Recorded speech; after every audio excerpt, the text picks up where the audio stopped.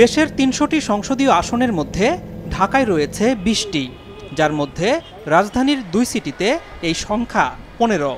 দেশের প্রাণকেন্দ্র রাজধানী হওয়ায় এই ১৫টি আসনে মনোনয়ন পাবার জন্য প্রার্থীদের থাকে বিশেষ আগ্রহ। এবারও আসনগুলোতে প্রার্থী হতে আওয়ামী লীগ ও জোটের শরিকদের মধ্যে আছে তীব্র প্রতিযোগিতা। ঢাকাতে যে জোয়ার উঠে, জোয়ারই তৃণমূলে গিয়ে আঘাত করে।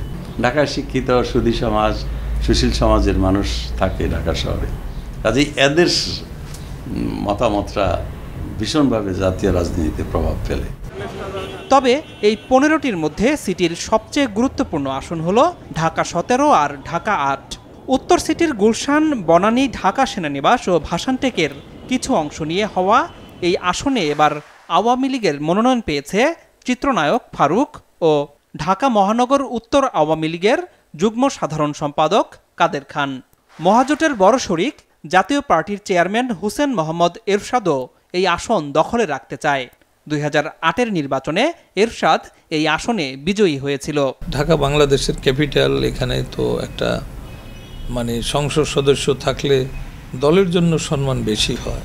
প্রার্থীদের মধ্যে সর্বোচ্চ জনপ্রিয়তা হোসেন মোহাম্মদ এরশাদ সাহেবের, এবং এখানে একটা সেনা ছাউনি আছে। মনে রাখতে হবে যে হোসেন মোহাম্মদ এরশাদ সেনা প্রধান ছিলেন। এই ব্যাকগ্রাউন্ডের লোক তো আর কেউ নাই, কে দাঁড়াবেন তার বিরুদ্ধে? জানা গেছে শেষ পর্যন্ত এরশাদকেই এই আসন ছেড়ে দেওয়ার পরিকল্পনা রয়েছে আওয়ামী লীগের। ঢাকা দক্ষিণ সিটির রমনা, মতিঝিল, পল্টন এলাকা নিয়ে গঠিত ঢাকা ৮ আসনে গেল ২ মেয়াদে সংসদ সদস্য আছেন ওয়ার্কার্স পার্টির সভাপতি রাশেদ খান মেনন। বাণিজ্য কেন্দ্র মতিঝিল প্রশাসনের প্রাণকেন্দ্র সচিবালয়ের অবস্থান থাকা এই আসনে এবারও আওয়ামী লীগ মেননকেই প্রার্থী হিসেবে চূড়ান্ত করতে যাচ্ছে। আমার আসন হচ্ছে রাজধানী, অর্থাৎ মতিঝিল, পল্টন, শাহবাগ, যেখানে সমস্ত বড় বড় প্রতিষ্ঠান, হাইকোর্ট, সুপ্রিম কোর্ট, তারপরে বিশ্ববিদ্যালয়, মেডিকেল কলেজ, হ্যাঁ, সবার নজরের উপর থাকেই। সূত্রাপুর কোতোয়ালি নিয়ে গঠিত ঢাকা ৬ আসনে নেই আওয়ামী লীগের প্রার্থী।